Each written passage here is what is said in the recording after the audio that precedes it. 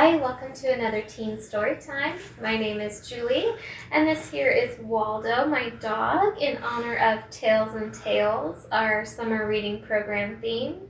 And in honor of Pride Month, I will be reading Felix Ever After. It is about Felix Love, who ironically has never been in love. He is struggling with identity. He is Black, queer, and transgender. And after receiving some transphobic messages from an anonymous student, he comes up with a plan for revenge. And little does he suspect that along the way, his catfish scenario lands him in a quasi-love triangle. So it is about identity and falling in love. And here we go. The trip from Union Square isn't as bad as from Bed-Stuy, but it's still about an hour before I get off at the 145th stop in Harlem. I've only been living here half a year. My dad and I used to live pretty close to where Ezra is now on Tompkins. I miss the hell out of Brooklyn, but our landlord raised the rent and my dad just couldn't afford it. He works most weeknights as a doorman for a luxury condominium in Lower Manhattan, and some days he'll try to take up extra jobs, like making deliveries and walking dogs.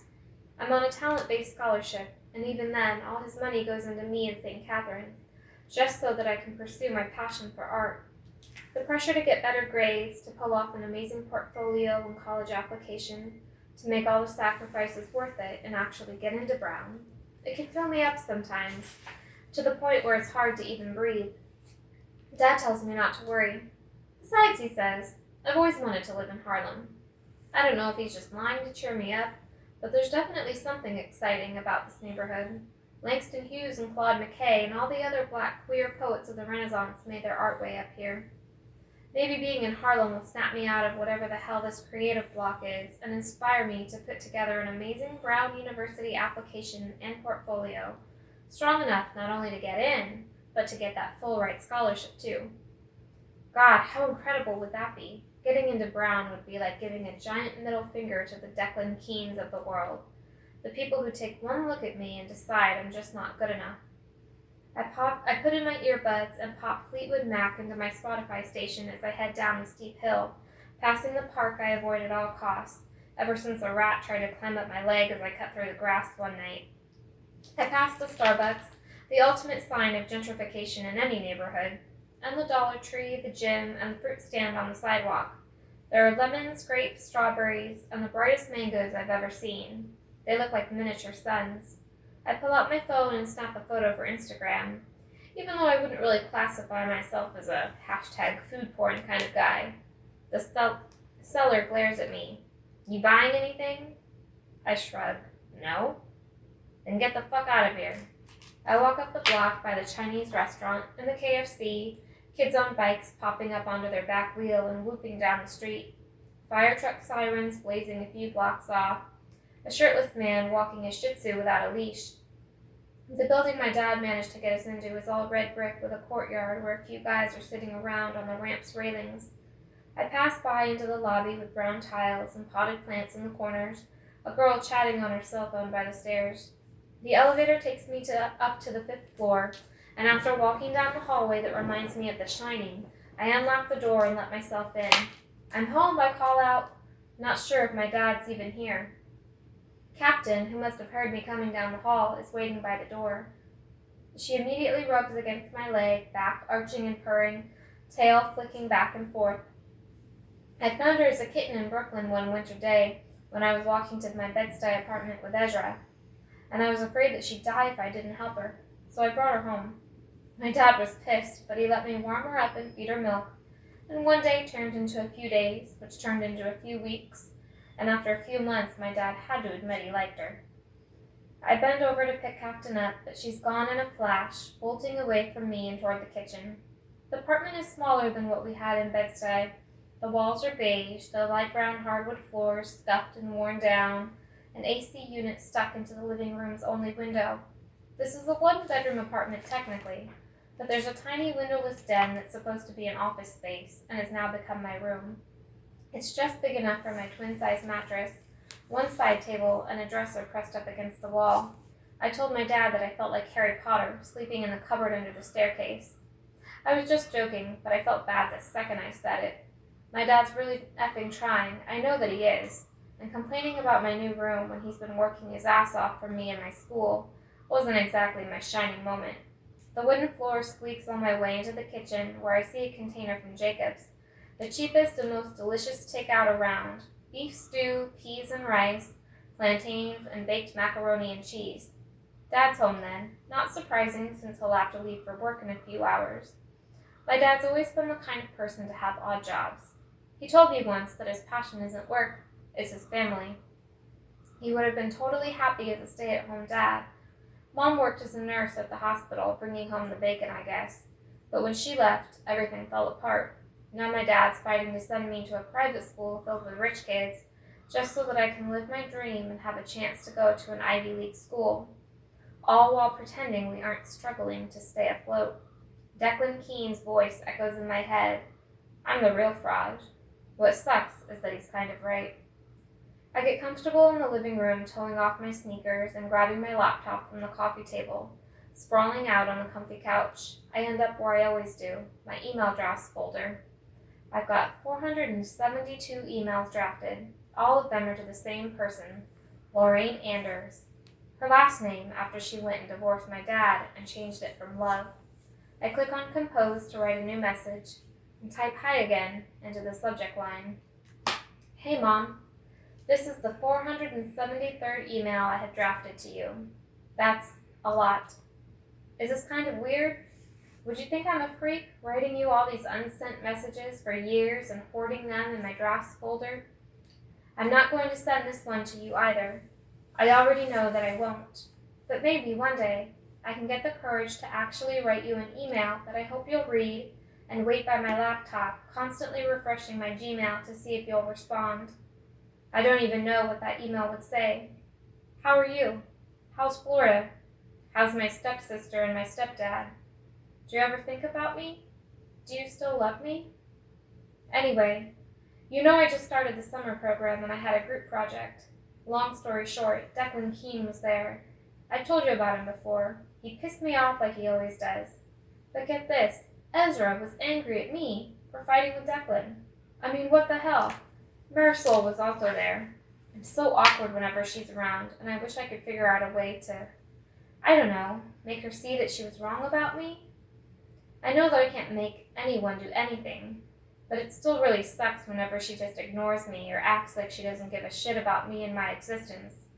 It makes me feel, well, I guess a little like how you make me feel, except you're 10,000 times worse, because you're, well, my mom.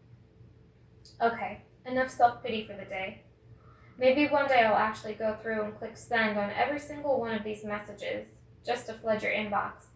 But until then, your son, Felix. The bedroom door opens and my dad walks out bleary-eyed. I snap my laptop shut. I realize this makes me look like I was watching porn or something, but my dad doesn't notice. He's got on his white-collared shirt and tie, jacket hung over his arm, his gray hair is balding, and his frame seems to get thinner every year. Hey kid, he says, since he still has a hard time saying my name.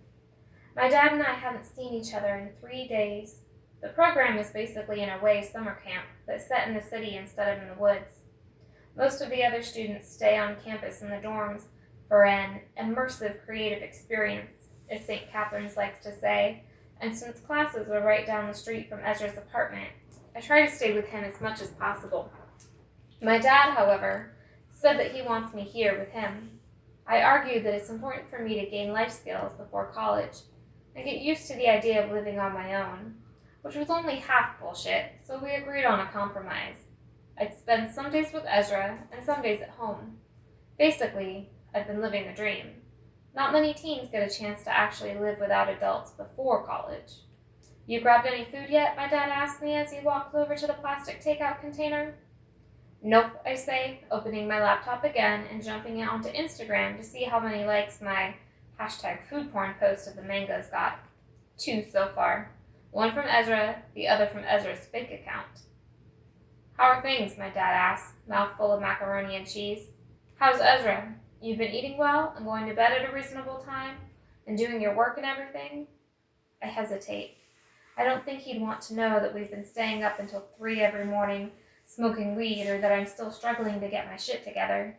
He keeps going, I'm trusting you to be responsible. You know that, right? Then, shit, god damn it. The cat pissed everywhere again.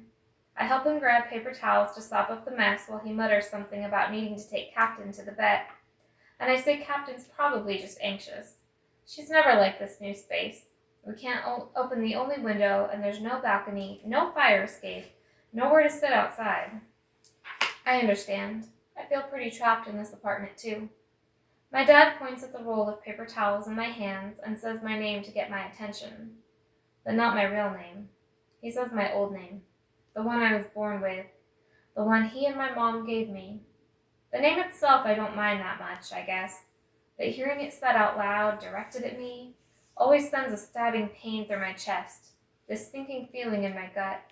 I pretend I didn't hear him until my dad realizes his mistake. There's an awkward silence for a few seconds before he mumbles a quick apology. We never talk about it. How he doesn't like saying the name Felix out loud. How he'll always slip up and use the wrong pronouns and not bother to correct himself.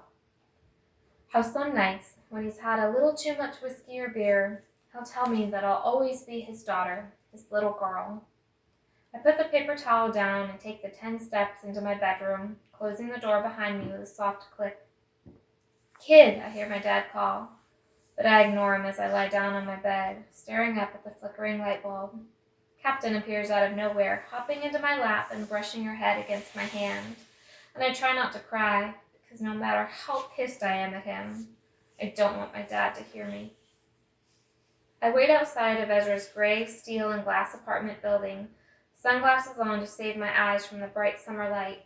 It's 7 and the air still has that early morning chill. Ez comes bounding down the stairs and out the front door, shades also on. I kind of hate how predictable we are right now. What's wrong with you? Ezra says immediately. His hair is down, but it doesn't look like he bothered putting a comb through it, so tangled curls flop into his eyes. Ezra can always tell when I'm pissed or upset. He says that he's an empath. I think he's full of shit. Nothing. He keeps staring at me as we walk, waiting, so I say, it's just my dad. He deadnamed me again. Shit, Ezra mutters. I'm sorry. I shrug, because while I want to say, it's okay, it really isn't. Some trans folks have always known exactly who they are, declaring their correct gender and pronouns as toddlers, and insisting that they be given different clothes and toys. But it took me a while to figure out my identity. I'd always hated being forced into dresses and being given dolls. The dresses and dolls weren't even the real issue. The real issue was me realizing that these were things society had assigned to girls. And while I didn't even know what trans was, something about being forced into the role of girl has always upset the hell out of me. I'd always tried to line up with the other boys whenever teachers split us up. I followed those boys around the playgrounds, upset that they'd ignore me and push me away. I had dreams sometimes, dreams where I'd be in a different body, the kind of body society says belongs to men. I'd be so effing happy, but then I would wake up and see that nothing had changed. I remember thinking to myself, hopefully, if I'm reincarnated, I'll be born a boy. It wasn't until I was 12, almost 5 years ago now, that I read this book that had a trans character in it. I Am Jay by Chris Bean. Reading about Jay, it was like, I don't know, not only did a light bulb go off in me, but the sun itself came out from behind these eternal clouds, and everything inside me blazed with the realization, I'm a guy. I'm a freaking guy. It took me a few months of flipping out and going back and forth over whether I was really trans or not. Another few months to figure out how to tell my parents. I sat my dad down in the living room of our old Bed-Stuy apartment. I felt like I was going to throw up the entire time, and I was so nervous that the only words I could get out were, Dad, I have something to tell you, and I'm trans. He was quiet. He had this expression like he was confused. And then he said, okay. But I could tell it wasn't okay. Not to him. Could tell the whole coming out thing wasn't going so well. He said he was tired and went to bed, and that was the end of the conversation. I emailed my mom the next day since she's lived in Florida with my stepdad and my stepsister since I've been 10 years old. She never responded. It was the first and last time I actually hit send on an email I wrote her. It was almost an entire year of begging my dad before my dad agreed to let me see a doctor for hormones. It isn't always easy to start hormones, so I'm lucky that I could. That was around the time I started to show I was really talented in art, and he decided to send me to St. Catherine's, which was great because I didn't have to be around people who knew the old me. I didn't have any friends at my former school anyway, so it wasn't a big deal. It took a lot of convincing and my doctor's help, but almost a year ago now, my dad even helped me get top surgery. I know how lucky I am for that. Not everyone who wants surgery can afford it. My dad had to do a lot of paperwork with letters and providers and everything, and he had to figure out my health insurance to make it happen. Even then, he still had to pay some money out of pocket. No matter how much he pisses me off sometimes, I wouldn't have been able to start my physical transition without my dad. Maybe that's what's most confusing of all. Why would he pay for my hormones, my surgery, my doctor's visits, everything, but refuse to say my real name? Ezra met me right at the beginning of my transition. We sat next to each other in class and gravitated to each other's sarcastic comments until we found ourselves spending practically every second of every day together. Ezra has only ever known me as Felix. I haven't told him or anyone else my old name. I've tried to wipe out all evidence of my past life, photos or videos where I have long hair or where I'm wearing dresses or anything society's prescribed to girls. It just isn't who I am anymore, who I ever was. It's funny. In a way, I guess I did experience reincarnation. I've started a new life in a new physical form. I got exactly what I wished for. My dad asked me to keep a few of my old pictures. For the memories, you never know if you'll want to remember who you used to be one of these days. It wasn't really for me. I could tell he wanted those pictures for himself. One last anchor to who he thinks I was, or who he thinks I still am, which is enough of a reason for me to want to delete each and every single one of them. I have the pictures stored on Instagram, and I've come pretty close to deleting the photos a few times. I get a lurch of nausea whenever I see the old me pop up in my gallery, but I still keep the pictures. It's weird. He pisses me off, but he's still my dad, and I shouldn't feel like I owe him anything for helping me with my transition. But I do. I guess I figured it doesn't really matter. I've hidden the photos from the public, only I can access them anyway. It doesn't really hurt to keep them around until my dad can finally accept me for who I am. But even after coming out, even after starting my transition, sometimes I get this feeling, the feeling that something still isn't right. Questions float to the surface. Those questions begin to pull on this thread of anxiety, and I'm afraid if I pull too hard, I'll unweave and become completely undone. Maybe that's why I hate my dad deadnaming me more than anything else. It makes me wonder if I really am Felix, no matter how loud I shout that name.